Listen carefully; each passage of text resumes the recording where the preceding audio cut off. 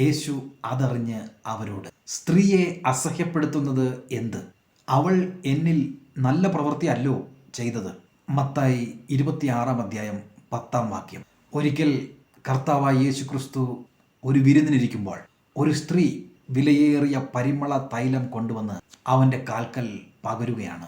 വളരെ വിലയേറിയ തൈലം. പ്രിയരെ, ഇത് കണ്ടിട്ട് ആ സ്ത്രീയോട് മുഷിയുന്നവരാണ് അവിടെ അധികവും എന്നത് ആശ്ചര്യമായിരിക്കുന്നു, അല്ലേ? ആർക്കും ഇവിടെ ഒരു പരിഭവവും പറയേണ്ട ആവശ്യമില്ല. കാരണം അവളുടേതായ സമ്പത്തിൽ നിന്നുമാണ് കർത്താവായ യേശു ക്രിസ്തുവിനെ ആരാധിക്കുക വിലയേറിയ ആ തൈലം ഉപയോഗിക്കുന്നു. എന്നാൽ ശിഷ്യന്മാരായുള്ള എല്ലാവരും മുഷിയുകയാണ്. ഈ തൈലം ഇത് വിറ്റ് പണമാക്കി മാറ്റിയിരുന്നെങ്കിൽ എത്രയേറെ ദരിദ്രർക്ക് എന്തെല്ലാം നല്ല കാര്യങ്ങൾ ചെയ്യുവാൻ അത് ഉതകുമായിരുന്നു എന്നാണ് അവർ പറയുന്നത്. താൻ ചെയ്ത പ്രവൃത്തി ഒരു വലിയ തെറ്റായി എല്ലാവരും കാണുമ്പോൾ ആ സ്ത്രീ അസഹ്യപ്പെടുകയാണ്. കർത്താവായ യേശു ക്രിസ്തു അത് മനസ്സിലാക്കി ശിഷ്യന്മാരോട് പറയുകയാണ്, അവളെ അസഹ്യപ്പെടുത്തുന്നത് എന്തിന്? അവൾ ചെയ്തത് എല്ലാ കാലത്തും ഓർമ്മിക്കപ്പെടും.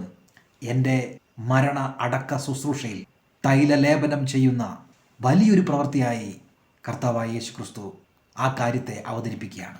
ഇന്നും ദൈവത്തെ ആരാധിക്കുമ്പോൾ നാം സ്വയം മറന്നു പോകാറുണ്ട്. നാം ചെയ്യുന്ന ചില പ്രവൃത്തികൾ, നാം നൽകുന്ന ചില കാണിക്കകൾ ആത്മാവിനാൽ പ്രേരിപ്പിക്കപ്പെട്ട് ചെയ്യുമ്പോൾ ചുറ്റും നിൽക്കുന്നവർ നമ്മെ വിമർശിച്ചേക്കാം. ഇതൊരു ബുദ്ധിയില്ലാത്ത പ്രവൃത്തിയാണ്, അനാവശ്യമായ ചിലവഴിക്കലാണ് എന്നെല്ലാം പറഞ്ഞേക്കാം. അസഹ്യപ്പെടേണ്ട. നിന്നെ അസഹ്യപ്പെടുത്താൻ കർത്താവായ യേശു ക്രിസ്തു ആഗ്രഹിക്കുന്നില്ല. ദൈവം ആർക്കും കടക്കാരനല്ല.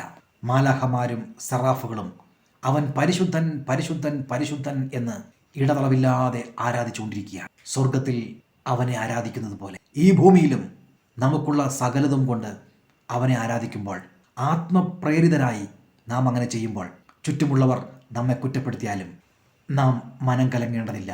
നമ്മുടെ ഹൃദയം, അതിൻ്റെ നിലവുകൾ, ആ ഉൾപ്പൂവുകൾ പോലും കർത്താവായ യേശു ക്രിസ്തു അറിയുന്നു. നമ്മുടെ പ്രാർത്ഥനകൾ, നമ്മുടെ ആവശ്യങ്ങൾ നിറവേറ്റുവാൻ തക്കവണ്ണം അവൻ സംപ്രീതനായിത്തീരും. നാം ദൈവത്തിന് നൽകുമ്പോൾ അവൻ അമർത്തി കുലുക്കി കവിയുന്ന വലിയൊരളവ് നമ്മുടെ മടിയിലേക്ക് പകർന്നു നൽകും എന്നുള്ള കാര്യത്തിന് ഒരു സംശയവുമില്ല.